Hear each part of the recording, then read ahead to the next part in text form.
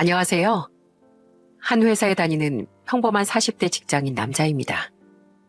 제 자신을 솔직히 객관화해보자면 저는 능력이 부족하지도 그렇다고 대단히 특출나지도 않는 정말 평범한 회사원이에요. 직장 동료, 후배, 상사들과 원만히 어울리지만 가끔은 업무상 트러블도 어쩔 수 없이 겪는 샐러리맨이죠. 하지만 사실 그런 제게 회사엔 조금 특별한 비밀이 하나 있답니다.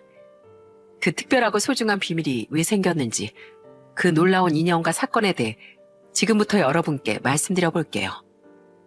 저는 서울의 평범한 가정에서 자랐습니다. 아니, 집안 형편은 평범했지만 자식에겐 별로 관심이 없던 부모님 아래에서 자랐죠. 때문에 저도 형도 가족의 끈끈함 같은 건 잘 모르고 살았어요.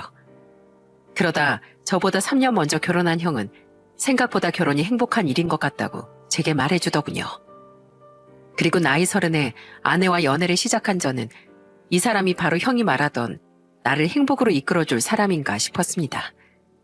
소개로 만난 2살 어린 아내는 평범한 중소기업 회사원이었어요.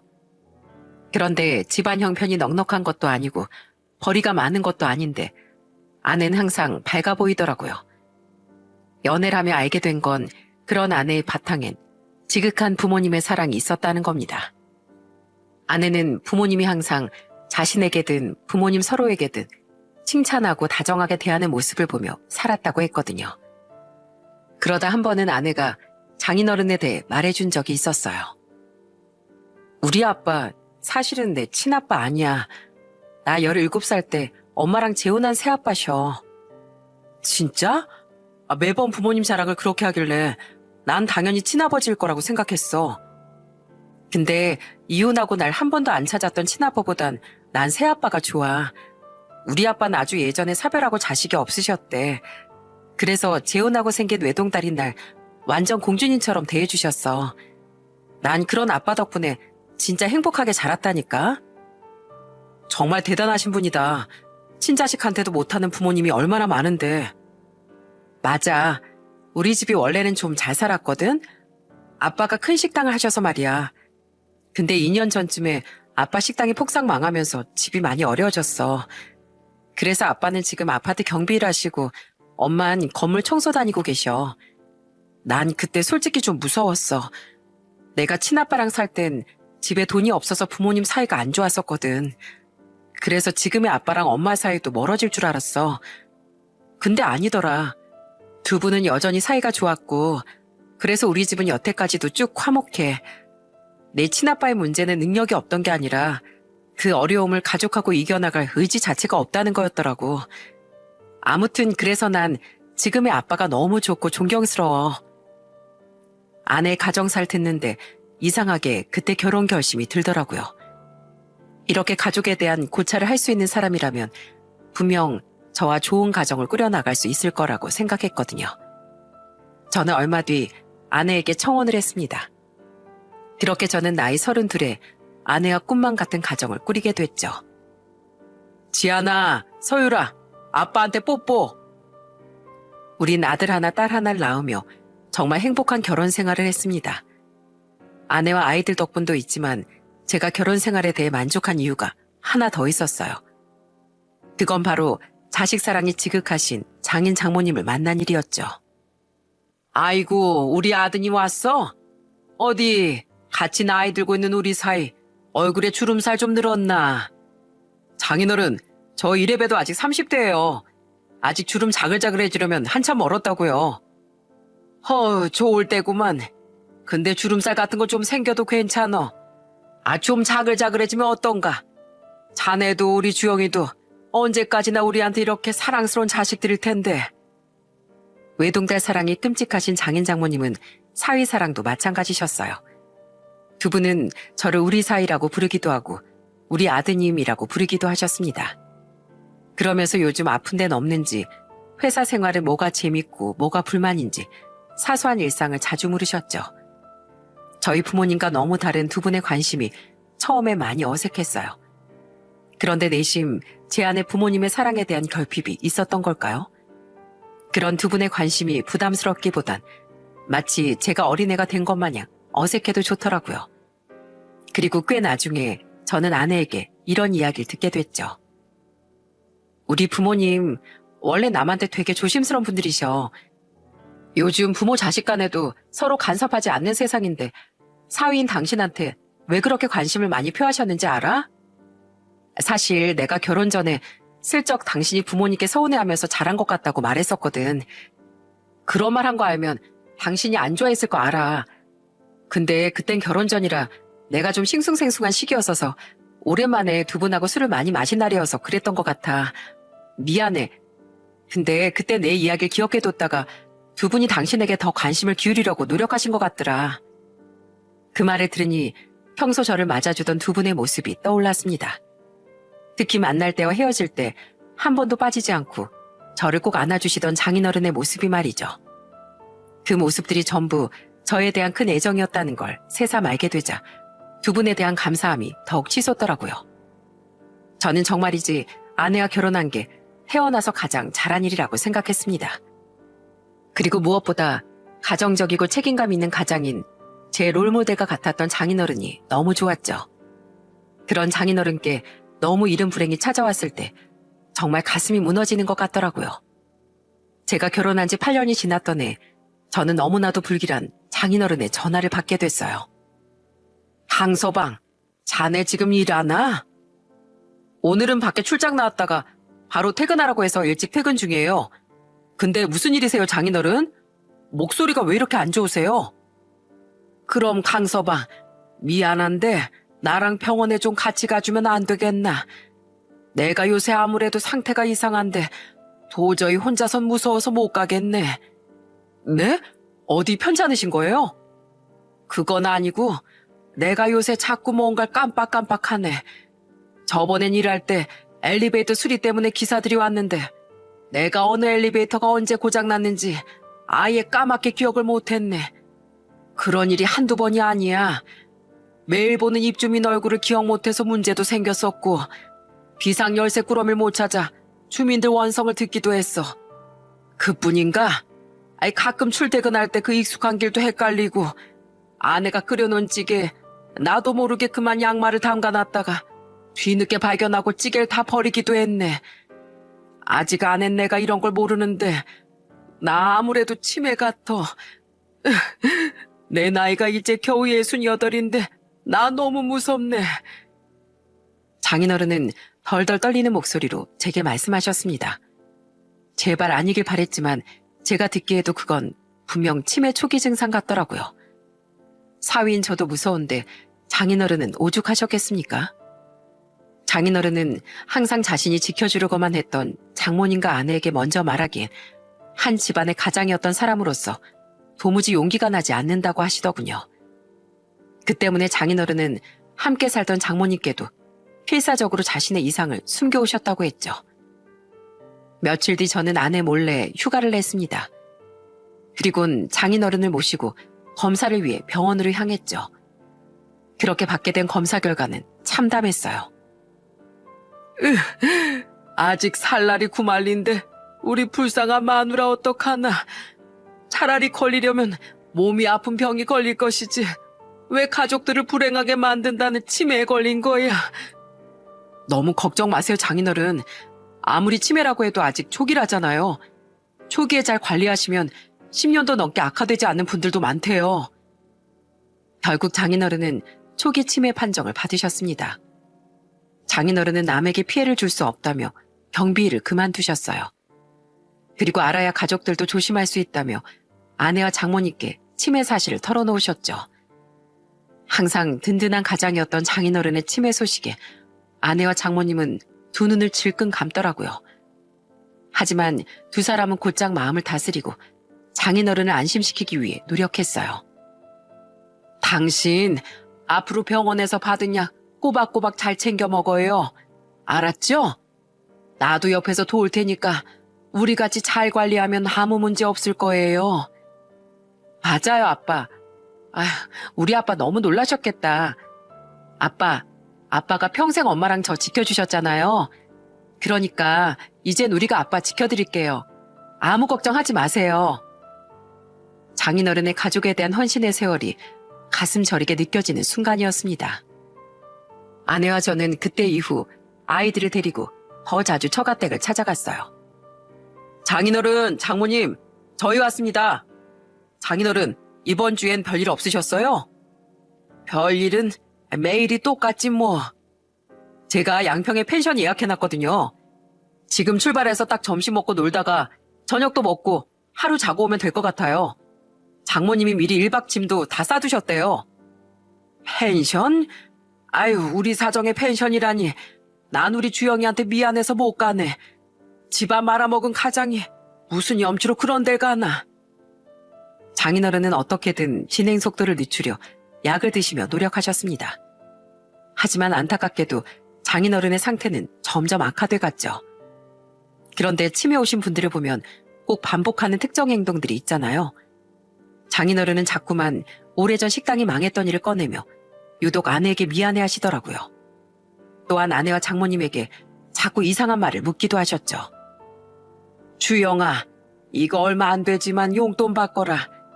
아빠가 전과 다르게 우리 주영이한테 많이 못해줘서 미안해. 아빠가 주영이 행복하게만 만들어줬어야 하는데. 아니에요, 아빠. 나 지금 너무 행복한데 왜 자꾸 그러시지? 저는요, 아빠가 큰 식당을 하시든 지금처럼 집에 계시든 아무 상관없이 아빠를 사랑해요. 그러니까 자꾸 미안해하지 마세요. 행복하다고? 그래, 그럼 됐다. 그런데 주영아, 너 집에 오면서 이상한 사람 못 봤니? 집을 기웃대는 사람이라든가.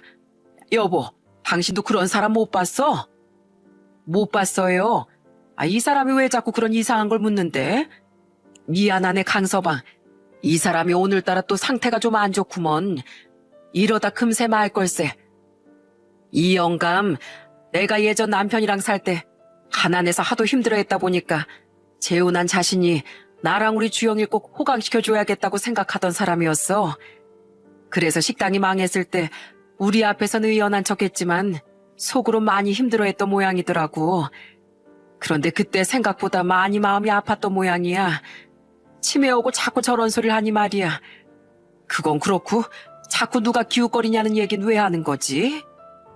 치매가 오면 의심이 많아지는 분들도 많다잖아요. 이러다 계속 심해지실까봐 그게 저는 너무 걱정이네요. 가족 모두가 장인어른을 걱정했습니다. 장인어른의 치매는 원망스러우리만큼 빠르게 진행됐어요. 그러다 첫 치매 판정을 받은 지 3년 뒤 폐렴을 한번 앓으신 뒤론 완전히 가속도가 붙었죠. 여보세요? 여기 경찰서인데요. 김백원 씨 사위분 맞으신가요? 아내분과 따님이 전화 받지 않으셔서 사위분께 전화드렸습니다. 김백원 씨, 주민들이 신고해서 지금 경찰서에 와 계세요. 치매 걸린 분을 집에 혼자 두시면 어떡합니까? 얼른 오셔서 데려가세요. 그래도 혼자서 집 앞 정도는 산책하고 들어오던 장인어른은 혼자선 밖에 나가지도 못할 지경에 이르렀습니다. 처음 경찰서에서 전화를 받고 정말 기겁을 했어요. 뒤늦게 제 문자를 보고 일터에서 달려온 장모님과 아내 또한 경찰서에 멍하니 앉아있던 장인어른을 보고 오열을 했죠. 아무래도 안 되겠어요, 장모님. 더 이상 두 분이서만 사시게 둘 수는 없어요. 이제 저희가 모실 테니까 저희랑 같이 살아요. 저는 아내와 장모님에게 먼저 합가 제안을 했습니다. 더 이상 장모님 혼자서만 장인어른을 돌보시게 둘 순 없었으니까요. 우린 합가 후 모두가 출근할 시간엔 장인어른을 주간보호센터에 맡겼어요. 장모님께는 청소일을 그만 쉬시라고 말씀드렸는데 두 분의 생활비는 직접 벌겠다며 장모님이 고집을 부리셨거든요. 초등생인 애들 교육비에 자네랑 주영이 이 집 대출금 생활비 다 하면 사정이 굉장히 빠듯한 거 알고 있네. 그런데 어떻게 우리까지 자식들 등골을 빼먹겠는가. 그렇게 모두 일을 하고 퇴근하며 장인어른을 집으로 모시고 오는 생활을 반복했습니다. 저는 그런 생활이면 저희가 오래도록 장인어른을 모실 수 있을 줄 알았어요. 하지만 중증 치매라는 게 정말 무섭더군요. 장인어른은 완전히 정신을 놓진 않으셨지만 종종 가족을 못 알아보고 아이들에게 욕설까지 하시더라고요. 나가 이놈들아. 내가 번 돈 우리 딸한테만 줄 거야. 어디 돈을 훔치려고 우리 집에 숨어들어?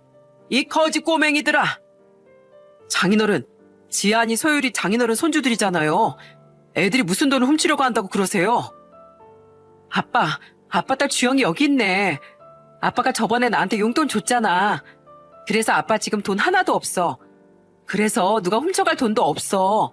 다 은행에 있다니까. 이것들이 어디서 다들 거짓말이야? 주영아, 예쁜 우리 딸 주영아, 어디 있니? 이 사람들이 나 괴롭힌다. 저희 부부와 장모님을 못 알아보는 것까진 괜찮았습니다. 하지만 어린 저희 아이들에게도 욕설을 하고 베개까지 집어던지시자 상황이 정말 심각함을 느끼게 됐죠.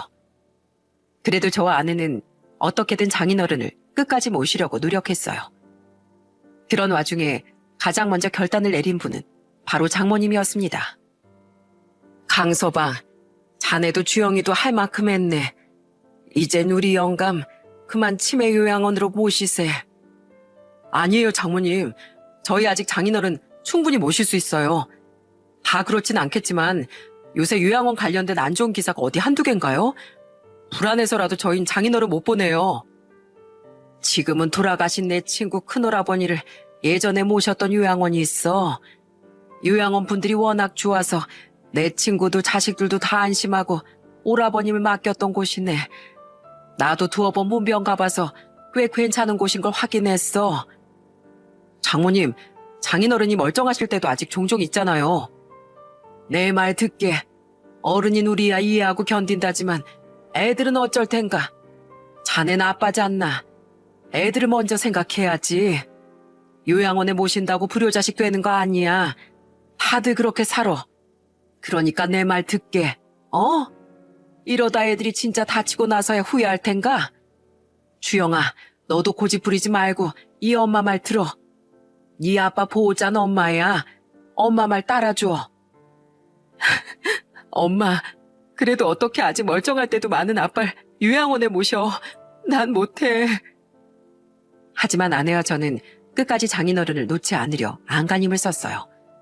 종종 심한 모습을 보이실 때도 있지만 또 반대로 정정하신 모습을 보일 때도 많은 장인어른이었으니까요.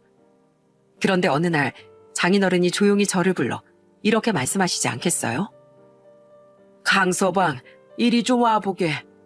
이렇게 제정신일 때 자네에게 꼭 부탁할 말이 있네. 뭔데요, 장인어른? 나 요양원에 좀 보내주게. 그곳에서 지내고 싶어. 장인어른, 그렇게 부를 것도 없어. 내가 자네 장인인 거 나도 잘 알아. 강서방, 나 때문에 자네랑 주영이도 우리 안 사람이랑 손주들까지 힘들어하는 거 다 알고 있네. 난 가끔 정신이 돌아올 때마다 그 생각만 하면 괴로워서 미칠 것 같아. 이건 내 자신을 위해서 자네에게 하는 부탁이네. 주영이도 더는 고집 못 부리게 자네가 설득해줘. 이게 내 인생의 마지막 소원일세. 나 이 집에 있는 게 너무 괴롭네. 장인어른은 가족을 위해 제게 소원이라는 말까지 써가며 부탁을 하신 겁니다. 너무 가슴이 아파서 눈물이 주룩주룩 흘렀어요. 가장으로서 짐이 되고 싶지 않은 장인어른의 마음도 너무도 이해됐으니까요. 그 이야기를 해주니 아내 또한 소리 죽여 엉엉 울었죠. 결국 우린 두 분의 고집에 질 수밖에 없었습니다. 우린 장인어른의 치매 판정 4년 뒤 장인어른을 한 요양원에 모시게 됐어요. 장인어른, 요양원은 좀 지낼만 하세요? 아프신 데는 없고요. 아저씨 뉘슈, 혹시 우리 주영이 못 봤어요? 내 딸인데 비록 내 피를 주지 못했어도 세상에서 제일 예쁘고 사랑스러운 아이라오.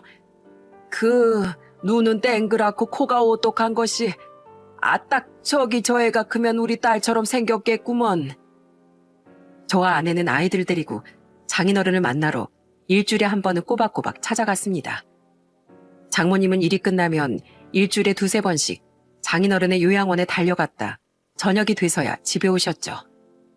장인어른은 날이 갈수록 사람들을 알아보지 못하셨는데 그럼에도 불구하고 딸인 아내만은 기억하고 계시더군요.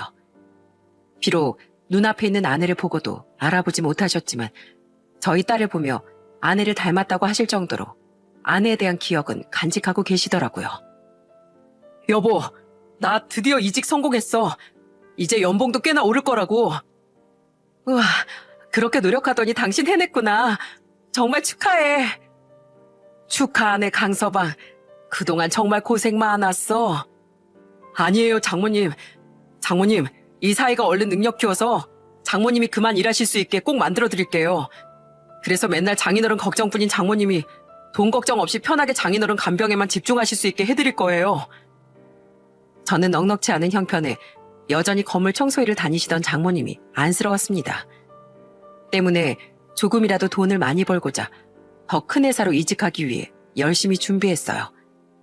그리고 장인어른이 입원하신 지 1년 뒤쯤 드디어 한 제조업 중견기업으로의 이직에 성공했죠. 물론 중소기업에서 중견기업으로 이직했다고 그렇게 대단한 일은 아니었어요. 우리나라에 있는 무려 5천 개가 넘는 중견기업 중 끄트머리에 겨우 들만한 규모의 회사였거든요. 하지만 꽤나 미래가 보장되고 저 스스로의 발전에 도움도 될 수 있는 회사였기에 아주 만족스러운 이직이었죠. 그런 제 노력의 결실에 장모님도 저희 부모님도 참 장하다고 칭찬해 주셨어요. 내 회사에 들어온 이상 다들 대충 살 생각은 접어두세요. 다들 일도 열심히 하겠지만 기왕 돈 받고 일하는 거 내 회사에서 하나라도 더 열심히 배워가세요. 뭐든 얻어가는 게 많아야 가족들을 굶기지 않는 겁니다. 그리고 회사 일을 가족보다 중시하지 마세요. 가족을 가장 우선순위에 둬야 일도 그만큼 간절해지고 열심히 할 수 있는 겁니다. 제가 이직한 회사에 대해 크게 만족했던 건 꽤 높여간 연봉뿐만이 아니었어요. 제가 가장 마음에 들었던 건 바로 대표님이었습니다. 대표님은 굉장히 인간적이면서도 배울 점이 많은 분이었거든요. 특히 본인은 가정이 없으시면서도 직원들에겐 회사보다 가정을 우선시하라고 하는 대표님의 마인드가 정말 존경스럽더라고요. 회사인 저처럼 대표님을 존경하고 따르던 직원들이 참 많았죠. 이래서 바닥부터 시작했다던 대표님이 이만큼까지 자수성가할 수 있었구나 싶었습니다. 아직 퇴근 안 했나, 강 과장? 아, 네, 대표님. 빨리 회사 적응하려면 하나라도 더 머릿속에 집어넣는 게 나을 것 같아서요. 오늘도 아직 안 들어가신 거예요? 나야 뭐 집에 기다리는 가족도 없는데 일찍 들어가서 무엇하나. 자식 같은 회사가 잘 돌아가고 있나 이렇게 둘러보는 게 더 낫지. 우리 회사를 위해서 자진해서 이렇게 야근까지 하다니 정말 고맙네. 대표님은 직원들보다 늦게 퇴근하는 일도 잦았습니다. 실제로 회사에 빨리 적응하기 위해 야근을 하다 몇 번 봤는데 대표님에겐 직원들 대부분이 퇴근하고 비어있는 사무실을 한 번씩 둘러보는 걸 좋아하시더라고요. 감시가 아니라 그냥 책상 하나하나를 굉장히 애정어린 눈빛으로 바라보고 계셨죠. 한 번은 대표님과 함께 퇴근길 엘리베이터를 타게 된 적이 있었어요. 그때 대표님은 제게 이렇게 물으시더군요. 우리가 인연이 있나? 유독 이직한 지 얼마 안 된 자네를 많이 마주치는 것 같구먼. 그래, 일은 할만해? 적응은 많이 했고? 네, 대표님. 우리 회사에 와서 이직한 사람으로서 뭐가 제일 좋던가? 어디 가감없이 말해보게. 항상 대표로서 회사를 객관적으로 보고 싶어서 그러네. 저 아부가 아니고요. 정말로 저는 대표님을 만난 게 가장 좋았습니다. 제 인생 롤모델이 저희 장인어른이신데요. 사회인으로서의 롤모델은 대표님이세요. 항상 열정적이고 직원들부터 챙기시는 존경스러운 분이라고 생각하고 있습니다. 사람 참 말은 고맙네만 난 생각보다 훌륭한 사람이 아닐세. 나 같은 사람 말고 지금처럼 자네 장인어른만 롤모델로 삼게. 난 일도 가정도 성실하게 꾸려나가는 자네 같은 직원들이 훨씬 존경스러워. 저는 그때만 해도 대표님이 굉장히 겸손하기까지 한 분이라고 생각했어요. 그런데 이직한 지 4달쯤 지났던 시기에 저는 굉장한 사건 하나를 겪으며 대표님의 속사정을 알게 됐습니다. 어느 날 대표님은 갑자기 대표실로 저를 부르시더군요. 뭔가 칭찬이나 꾸지람 받을 일이 있나 싶던 전 굉장히 의외의 말을 듣게 됐죠. 내가 어제 저녁에도 사무실을 둘러보다가 자네 책상에 놓여있던 가족 사진을 보게 됐네. 그거 자네 안사람과 아이들 사진 맞지? 네, 집사람이 힘들 때마다 보고 힘내라면서 저한테 작은 액자로 만들어서 그제밤에 주더라고요. 그래서 가져다 놓은 건데 그새 그걸 보셨네요.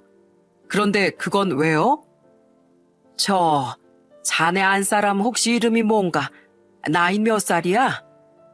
이름은 김주영이고요. 올해로 43살 됐습니다. 그런데 무슨 일이세요? 정말인가? 이름도 나이도 확실해? 그럼요, 제 아내인데요. 대표님은 대뜸 일이 아닌 제 아내에 대해 물으시더군요. 그리고 대표님의 목소린 저와 대화할수록 점점 크게 떨리기 시작했어요. 의아함만 커져가던 제게 마지막으로 대표님은 생각지도 못한 말을 하시더라고요. 강 과장, 내 자네한테 부탁 하나만 함세. 자네 안 사람하고 셋이 같이 식사 한 번만 할 수 있겠나? 자네 안 사람을 만날 수 있게 자리 한 번 만들어주게. 네? 저희 집사람을요? 혹시 제 아내랑 아는 사이세요? 그렇다기보단 꼭 봐야 할 이유가 있어서 그래. 그냥 평소에 자네가 일도 열심히 해주고 하니까 내가 대표로서 자네 가족에게 식사 대접이라도 하고 싶어서 그러네. 강 과장, 제발 부탁하네. 자네 안 사람한테 해가 되는 일은 없을 거야. 대표님은 제게 아내와 꼭 만나게 해달라고 부탁을 하신 겁니다. 그 이유라는 것이 솔직히 납득이 되지 않았어요. 그 많은 직원들 중 왜 하필 제 안 사람에게만 식사를 대접해 주신다는 건지도 설득력이 없었고, 무엇보다 파르르 떨리는 눈동자가 그 말이 진실이 아님을 말해 주었으니까요. 하지만 대표님의 간절함만은 정말인 것 같더군요. 저는 잠시 고민을 하다 더 묻지 않고 알겠다고 말씀드렸어요.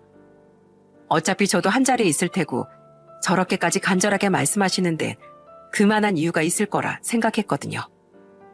그리 오래 뵙진 못했지만 저는 대표님을 정말 좋은 사람이라고 믿었으니까요. 그리고 그런 제 판단은 우리의 인생을 크게 뒤바꿔 놓고 말았습니다. 당신 회사 대표님이 직원 아내한테 식사 대접을 하고 싶어 하셨다고? 말했잖아. 우리 대표님 정말 좋은 분이시라고. 가볍게 나가서 밥만 얼른 먹고 오자. 저는 그 주 금요일 저녁 아이들을 집에 계신 장모님께 부탁드렸습니다. 그리고 아내와 함께 대표님과의 약속 자리로 향했죠. 우린 미리 예약된 식당 룸으로 안내받았는데 이미 대표님은 한참 전에 도착해 계신 후였어요. 일찍 오셨네요, 대표님. 제가 더 일찍 와 있어야 했는데. 이쪽이 제 안 사람입니다. 여보, 우리 대표님이셔. 인사드려. 안녕하세요. 김주영이라고 저는 대표님께 얼른 아내를 인사시켰습니다. 그리고 그 순간이 바로 우리 인생의 커다란 변곡점이 되었죠. 방에 들어서며 인사를 하던 아내는 고개를 들어 대표님을 보자마자 말을 멈추더군요. 왜 그러나 싶어 아내를 바라봤는데 아내는 눈을 커다랗게 뜬 채 그 자리에 굳어 있더라고요. 마치 귀신이라도 본 사람처럼 말입니다. 여보, 왜 그래? 왜 말을 하다 말아? 주영아, 아빠야, 알아보겠니? 그리고 대표님이 입을 연 순간 저 또한 그런 아내처럼 굳고 말았어요. 분명 대표님은 아내에게 자신이 아빠라고 말하더라고요. 저는 대체 이게 무슨 상황인지 싶어 아내와 대표님을 번갈아 봤습니다. 그러다 점점 굳어가던 아내의 표정, 눈가에 눈물이 고이던 대표님의 얼굴을 보며 깨달았죠. 아, 대표님이 아내를 만나게 해달라는 이유가 바로 이거였구나. 대표님이 바로 아내의 친부였구나. 하고 말입니다. 저는 우선 반쯤 혼이 나간 아내를 조심스레 의자에 앉혔어요. 그렇게 마주 앉아 대표님을 노려만 보던 아내는 드디어 날서 목소리를 내뱉더군요. 저보고 안 놀라시는 거 보니까 이 사람 아내가 저인 줄 알고 보자고 하신 거네요. 그래, 강 과장 책상 위에 있던 가족 사진을 보고 정말 놀랐었다.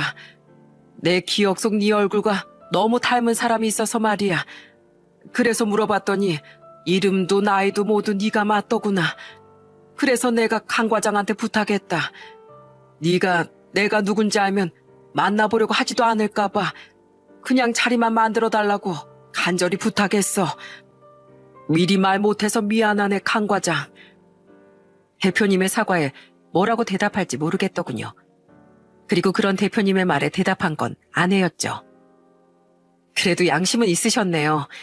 당연하죠. 이혼하고 한 번도 절 보러 오지 않던 아빠를 이제 와서 제가 보고 싶어 했겠어요? 왜 이제 와서 절 보고 싶다고 하신 건데요? 왜요? 미안하다, 주영아. 아빠가 정말 미안해. 그런데 주영아, 아빠도 널 보러 갔었다. 널 찾지 않은 게 아니야. 거짓말하지 마세요. 그럼 왜 저를 안 만나러 왔었는데요? 왜요? 그래도 저 살면서 한동안은 나름 아빠를 보고 싶어 했다고요.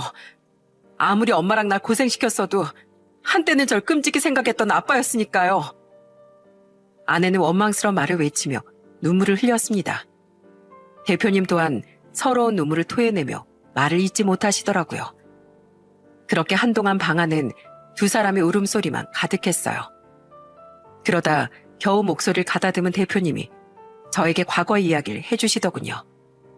아내에겐 듣지 못했던 가슴 아픈 가정사를 말이죠. 미안하네, 강 과장. 지금 이게 무슨 일인지 어리둥절하지? 대충 대표님께서 저희 아내 친아버지라는 것 정도는 알겠습니다. 제가 아는 건 지금의 장인어른께서 새아버지셨다는 것밖에 없어서요. 자네가 어찌 보면 내 사위나 다름없으니 우리의 인연에 대해 이야기는 해주는 게 낫겠지. 그래, 내가 바로 주영이 친부네. 그것도 아주 못난 애비였지. 난 원래 지금 회사가 아닌 다른 사업을 했네. 잘 다니던 회사를 주영이가 10살 때 때려치우고 사업에 손을 댄 거지. 그리고 그때부터 내 가정이 조금씩 몰락하기 시작했네. 원래 아내와 장모님 그리고 대표님은 남부럽지 않은 화목한 가족이었다고 하더군요. 그런데 대표님이 사업을 시작하며 집안이 굉장히 소홀해졌다고 해요. 그런데 문제는 그 사업이 시작하자마자 내리막길을 걸었다는 겁니다. 사정이 좋지 않아지자 장모님은 식당 일과 남의 집 허드렛 일을 다니며 거의 혼자서 아내를 키우다시피 하셔야 했다더라고요. 그렇게 집안 재산을 많이 까먹고 난 첫 사업을 접었네. 그때서라도 난 사업에서 손을 뗐어야 했어. 하지만 한번 잠시나마 맛본 사업의 맛은 그렇게 달콤할 수가 없더군. 그렇게 난 그 뒤로 무려 2번이나 사업을 또 말아먹었지. 아내가 그렇게 반대했건만 난 완전히 집안을 주저앉혀버린 거야. 전 아직도 기억나요, 아빠. 엄마가 아빠한테 화도 내고 심지어 무릎까지 꿇고 빌었었잖아요. 가족을 생각해서라도 제발 정신 차리라고요. 근데 아빠 결국 빚까지 내서 또 사업을 시작하셨죠? 그때 저 급식비도 못 내서 맹물만 먹고 다녔어요. 엄만 저한테 미안해서 매일 밤 가슴을 치며 우셨고요. 그래도 어떻게든 빚 갚고 생활해보려고 엄마가 쉬지도 못하고 얼마나 열심히 일하셨는지 알죠? 그런데 아빠가 어떻게 했어요? 결국 4번째 사업까지 말아먹고 정신을 차리긴커녕 술독에만 빠져 지냈잖아요. 주영이 말이 많네. 난 그때 완전히 제정신이 아니었어. 4번이나 사업을 말아먹었다는 자괴감과 돈도 사람도 모두 잃었다는 괴로움에 미쳐 있었지. 난 고생하는 가족은 생각도 못하고 그저 술독에 빠져 지냈어. 말리고 화내는 아내한테 술주정까지 부려대면서 말이야. 그런 아내가 자기 고향 오빠랑 바람이 난 걸 알았을 때 난 정말 모든 걸 잃은 기분이었네. 그땐 아내가 날 버렸다고 생각했어. 하지만 나중에 생각해보니 알겠더군. 그 착한 사람이 오죽했으면 그랬을까 싶더라고. 아내가 17살 때 대표님은 장모님이 바람이 났다는 사실을 알고 집안을 뒤집어 엎으셨다고 해요. 그때 장모님은 대표님께 눈물을 흘리며 이렇게 말하셨다네요. 미안해요, 여보. 근데 나 더는 당신이랑 못 살겠어요. 처음부터 그 사람도 나도 이러려고 만난 건 아니었어요. 그냥 나도 너무 답답한 마음에 편한 오빠던 그 사람한테 하소연도 하고 의지도 하다 이렇게 된 거예요. 처음엔 서로를 밀어냈지만 나중엔 그 사람이 부탁까지 하더라고요. 나랑 우리 주영을 위해서라도 당신하고 제발 헤어지라고요. 여보, 내가 7년 사이에 12kg나 빠진 건 알아요? 나 못 먹고 하도 일만 해서 입안이 다 헐었어요. 뜨거운 죽도 못 먹고 요즘엔 살려고 음료수만 마시면서 산다고요. 당신 우리 주영이 급식도 제대로 못 먹고 다니는 건 알아요? 네? 한눈 판 건 미안하지만 그냥 이대로 나랑 이혼해줘요. 우리 주영을 위해서라도요. 난 당신한테 할 만큼 했다고 생각해요. 7년 동안 사업병과 술독에 빠진 대표님을 결국 장모님은 견디지 못했던 겁니다. 그리고 당시 큰 식당을 하며 능력도 있고 자신을 끔찍이 위해줬던 제 장인어른과 어긋난 인연을 맺으셨던 거죠. 물론 배우자를 배신하는 건 큰 잘못이지만 그 이야기를 모두 들으니 차마 장모님과 장인어른을 마냥 탓할 수가 없겠더라고요. 큰 충격을 받은 대표님은 그렇게 장모님과 이혼을 해야 했다고 합니다. 내가 뭐라고 나 때문에 피골이 상접해 있던 집사람을 원망했겠나. 뒤늦게 후회한다고 한들 이미 모든 걸 돌이킬 수는 없었지. 정말 내 스스로가 죽도록 미웠고 이대로 목숨을 끊어버릴까도 생각했네. 하지만 사람 목숨이 참 질기더군. 그렇게 죽다 살아나니까 이상하게 또 어떻게든 살고 싶다는 마음이 들었어. 그래서 난 주위에 빌고 사정을 해서 조금이나마 돈을 끌어모았네. 그 돈으로 난 곧장 일본행 비행기를 탔어. 거기서 난 닥치는 대로 기술을 배웠다네. 이번에야말로 정말 바닥부터 다시 배워서 꼭 성공해야겠다는 마음으로 말이야. 그러다 5년 뒤에 잠깐 한국에 들어온 적이 있어. 다른 것보다 우리 딸이 너무 보고 싶어서 미칠 것 같았거든. 난 수소문을 해서 아내가 바람났던 그 남자와 살고 있던 집을 알아냈네. 그리고 딸을 몰래 만나려고 했지. 하지만 그 남자가 그 사실을 눈치채고 내 앞에 먼저 나타났더군. 대표님의 말에 아내의 눈이 휘둥그레지더군요. 아내는 장인어른과 대표님이 만났다는 사실을 전혀 모르고 있던 것 같았어요. 대표님은 그런 아내를 보며 말하셨죠. 그래, 난 네가 22살 때 널 보러 갔었단다. 그때 그런 날 막은 사람이 바로 네 새아빠였지. 그 사람이 나한테 정중하고 단호한 말투로 이렇게 부탁하더구나. 대표님은 당시를 떠올리면 아직도 기억이 생생하다고 말씀하시더군요. 그리곤 장인어른께서 그때 하신 말을 기억을 더듬어 말해주셨죠. 수철 씨, 제발 제 딸 앞에 나타나지 말아주세요. 저희 딸 옳지 않게 자기 엄마랑 인연을 시작한 절 처음에 많이 싫어했습니다. 그런 딸에게 인정받고자 저 정말 열심히 노력했어요. 그런 딸이 작년에서야 절 아빠라고 불러주고 제게 마음을 열어줬습니다. 수철 씨랑 살면서 받은 마음의 상처, 제 아내도 이제야 많이 아물어가고 있어요. 저희 집 비로소 이제야 안정을 되찾고 있습니다. 솔직히 수철 씨, 저희 딸이랑 아내에게 다시 나타날 자격 없지 않습니까? 한창 잘 자라야 할 나이였던 주영이 제대로 챙겨 먹지도 못하고 자라서 또래보다 키도 덜 컸어요. 매번 싸우는 부모님 눈치 보면서 자라느라 많이 위축됐던 그 애 다시 밝게 만들어주려고 제가 얼마나 노력했는지 아십니까? 집사람은 아직도 제가 가져다주는 그 많은 생활비를 마음껏 쓰지도 못하고 꽁꽁 숨겨둡니다. 그쪽한테 벌기만 하면 돈을 뜯겼던 기억이 트라우마로 남아서요. 비록 제가 옳지 못한 방법으로 가정을 꾸리긴 했지만 가족을 생각하는 마음은 진심입니다. 그러니까 더 이상 나타나서 제 딸과 아내의 마음을 아프게 하지 말아주세요. 우리 주영이 제가 책임지고 세상에서 제일 행복한 아이로 만들어주겠습니다. 이것만은 꼭 수철 씨한테 약속할게요. 그때 장인어른의 말에 대표님은 큰 충격을 받으셨다고 하더군요.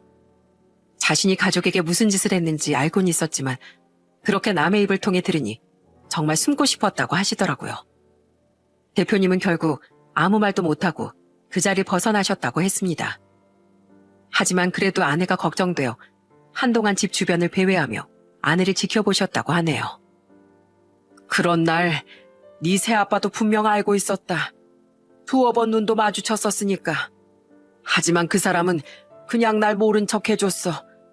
그리고 난 그 사람에게 네가 아빠 아빠 하면서 밝게 웃는 모습을 몇 번이나 지켜봤다. 그제야 난 더 이상 네 옆엔 내 자리가 없다는 걸 알았어. 그렇게 난 네 행복을 눈으로 확인한 뒤에 떠났단다. 나만 없어지면 너와 네 엄만 행복하다는 걸 알았으니까.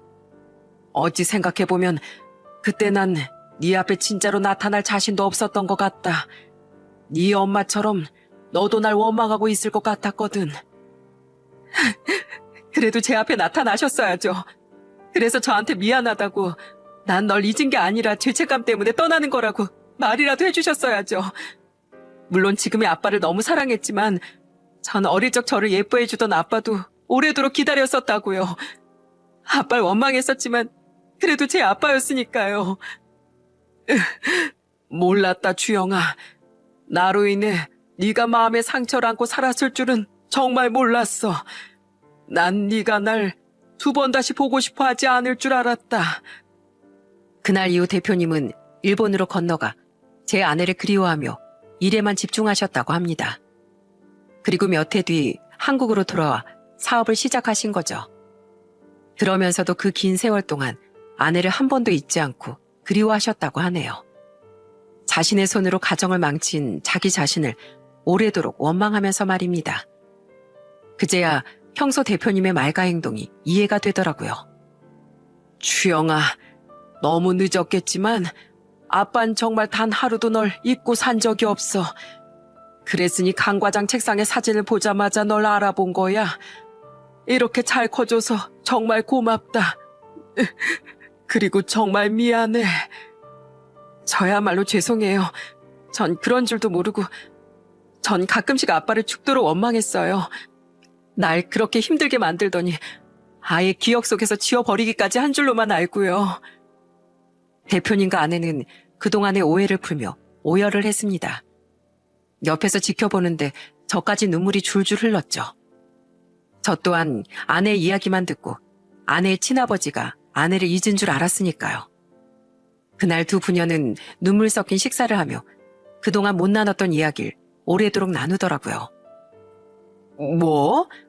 항서방 회사 대표가 네 친아빠였다고? 엄마, 정말 놀랍지? 나도 정말 뒤로 넘어갈 뻔했어. 그날 집으로 돌아온 우리는 장모님께도 대표님에 대해 모든 걸 말씀드렸습니다. 장모님은 입까지 틀어막으며 이 엄청난 인연을 놀라워하셨죠. 그리고 다음 날인 토요일에 대표님은 장인어른의 요양원에도 문병을 오셨어요. 안녕하세요. 나 기억하십니까? 아저씨 뉘슈. 저희도 알아보지 못하시는데 대표님이라고 알아보셨겠나요? 대표님은 너무도 약해진 장인어른을 보며 많이 가슴 아파하시더라고요. 그리고 멍한 눈빛의 장인어른의 손을 잡고 눈물을 흘리며 이렇게 말씀하셨죠. 내가 책임지지 못한 가족을 위해 헌신하느라 너무 많은 기력을 소진하셨나 봅니다. 백원 씨, 늦었지만 우리 딸 이렇게 잘 키워주셔서 그때 나랑 한 약속 끝까지 지켜주셔서 진심으로 고맙습니다. 그쪽도 딸이 있어? 그래도 우리 주영이만큼 예쁘지 못할 겁니다. 우리 주영이는 언제 오려나? 우리 주영이한테 좀 전해주실래요? 혹시 누가 자꾸 집 근처를 배회하면 얼른 쫓아가서 잡으라고요. 사실 그 사람이 우리 주영이 친아버지거든요. 그런데 제가 너무 딸의 진짜 아빠가 되고 싶은 욕심에 그 사람을 그냥 쫓아버렸습니다. 그땐 그게 맞는 일인 줄 알았는데 지금 생각해보면 참 후회가 돼요. 수철 씨, 그걸 여태 마음에 담아두셨습니까? 모질 거면 끝까지 모질지 사람이 왜 그렇게 마음이 여립니까? 장인어른의 말을 듣는데 아내도 저도 장모님도 대표님까지 모두 눈물을 터뜨리고 말았습니다. 그제야 알겠더라고요. 왜 치매가 온 장인어른이 자꾸만 누군가를 봤냐고 물어보셨는지 말입니다. 장인어른은 그때 대표님을 그냥 돌려보냈던 일을 두고두고 기억하셨던 거죠. 이 사람 아무도 못 알아본 지 오래됐어요. 겨우 울음을 그친 장모님은 대표님을 향해 씁쓸히 말씀하셨어요. 오랜만에 마주한 두 분 사이엔 그 어떤 원망도 남아있지 않은 것 같았습니다. 대표님은 장모님을 향해 이렇게 말씀하셨어요. 주영 엄마, 내가 예전에 미처 당신한테 제대로 된 사과를 하지 못한 것 같아. 꽃다운 당신의 시절을 그렇게 망쳐버려서 내가 진심으로 미안했네. 난 당신이 놔두고 떠난 일로 더 이상 이 사람도 당신도 원망 안 해. 두 사람이 아니었다면 난 지금 이 자리에 있지도 않을 테지. 그리고 분명 주영이도 이만큼 잘 키워내지 못했을 거야. 그동안 나 없이 우리 주영이 잘 키워줘서 정말 고마워. 이제 와서 무슨 잘잘못을 따지겠어요. 그래도 어딘가에서 잘 살고 있길 바랬는데 이렇게 잘 살고 있어줘서 고맙네요. 여기까지 문병 와준 것도 고맙고요. 그렇게 눈물로 묵은 세월을 풀어내는 두 분을 보며 대표님이 내심 대단한 분이라고 생각했습니다. 솔직히 대표님 입장에서 보면 장모님과 장인어른은 원망스러운 존재일 수도 있잖아요. 하지만 대표님은 자신은 생각도 않고 오직 아내를 잘 키워줘서 고맙다는 생각만 하시더라고요. 그리고 더욱 놀라운 건 그 뒤 대표님의 행동이었습니다. 대표님은 저희 아내를 잘 키워준 은혜를 갚겠다며 장인어른을 서울에서 가장 최고로 좋은 요양병원 중 한 곳으로 옮겨주셨거든요. 그뿐 아니라 장모님에게 거해까지 건네주셨죠. 됐다니까 왜 자꾸 돈을 준다고 해요. 이거 받고 그 나이에 청소일은 이제 그만둬. 내가 이제와 당신하고 잘해보려는 게 아니라 예전 나 때문에 몸도 청춘도 갈려했던 당신에 대한 보상을 해주고 싶어서 그래. 나 때문에 젊은 시절에 고생 많이 했으니까 이젠 그 돈으로 일하지 말고 당신 지금 남편 간병에만 신경 쓰면서 살아. 우리가 앞으로 살면 얼마나 살겠어? 당신하고 주영일 위해 평생을 헌신한 사람인데 당신이 마지막까지 이 사람 옆에서 최선을 다해줘야지. 그런 대표님의 선물 덕에 1년이 지난 지금 장모님은 청소일을 그만두셨습니다. 그리곤 대표님의 말대로 지금은 매일같이 장인어른의 곁에 붙어 계세요. 안 그래도 간병인 분들께만 간병 맡기는 일을 불안해하셨는데 요즘엔 장모님의 얼굴이 많이 편해지셨더라고요. 아내도 저도 대표님 덕분에 한결 마음을 놓고 장인어른을 병원에 모셔두고 있죠. 수철 씨, 나왔습니다. 오늘은 기분이 좀 어때요? 위슈, 혹시 오다가 우리 딸 못 봤어요? 안타깝게도 장인어른은 여전히 아무도 알아보지 못하십니다. 그래도 우린 그런 장인어른을 여전히 자주 찾아뵙고 있어요. 대표님 또한 아내와 저와 함께 가끔씩 장인어른의 문병을 가곤 하죠. 그렇게 장인어른의 말동무를 하러 와주는 대표님에게 장모님은 참 고마워하시곤 합니다. 자, 우리 손주들 해레비가 주는 용돈이다. 아빠, 애들 돈 자꾸 주지 말라니까요. 버릇 나빠져요. 버릇은 부모가 잡고 해레비는 예뻐만 해주는 거야. 어릴 적 나한테 못 준 용돈 내 손주들한테라도 마음껏 주고 싶어서 그런다. 저와 아내는 아이들과 함께 종종 대표님과 식사를 하곤 합니다. 대표님은 처음 만난 손주들을 너무 예뻐하세요. 처음 봤을 땐 와락 눈물을 터뜨리실 정도로 말이죠. 올해로 13살, 11살이 된 아이들은 처음엔 어색했지만 지금은 대표님의 목에 마구 매달릴 정도로 좋아하곤 해요. 자, 한 잔 받게 우리 사위. 회사에선 티내지 않지만 저는 대표님과 종종 둘이 술도 한 잔 하곤 합니다. 꼼장어 귀신인 대표님의 회사 근처 단골집에서 말이죠. 얼마 전엔 같이 술을 한잔하다 이런 말을 하시더군요. 자네, 아무리 내 하나뿐인 사이라고 해도 내가 회사에서 특혜 같은 거 못 주네. 너무 서운해하지 말게. 아이고, 요즘 세상이 어떤 세상인데요. 저도 그런 건 싫습니다. 회사에서 무조건 대표님이라고 부를 거예요. 어차피 요즘은 회사 대표가 멋대로 자식이나 사위에게 특혜를 주면 큰일 나는 세상이지 않습니까? 애초에 전 그런 건 바라지도 않았어요. 그저 대표님을 회사에선 존경하는 대표님으로 사석에선 새 장인어른으로 극진히 모시며 살아갈 생각이죠. 이렇게 지금의 제겐 두 장인어른이, 아내에겐 두 아빠가 생겼습니다. 그리고 저는 비록 방향은 달랐지만 자식 사랑이 끔찍했던 두 장인어른처럼 아이들에게 평생 좋은 아빠가 되어주고 싶습니다. 아이들은 절대 저처럼 부모에 대한 결핍을 느끼지 못하며 살도록 말이죠. 저는 결혼을 한 후 부모의 사랑이란 무엇인지 다른 시각으로 생각해 볼 수 있게 됐습니다. 그리고 저는 제 사연이 여러분께도 부모의 사랑에 대해 다시금 생각해 보실 수 있는 시간이 됐으면 좋겠어요. 그로 인해 여러분의 부모님 혹은 여러분의 가슴 안에서 비록 다른 모습일지언정 따뜻하게 타오르고 있는 자식에 대한 사랑을 새삼 또다시 느껴보시길 바랍니다. 마지막으로 사연을 마무리하며 어떤 형태로든 자식을 아끼고 애정하는 부모님들의 마음에 감사와 존경의 말을 남기겠습니다. 감사합니다.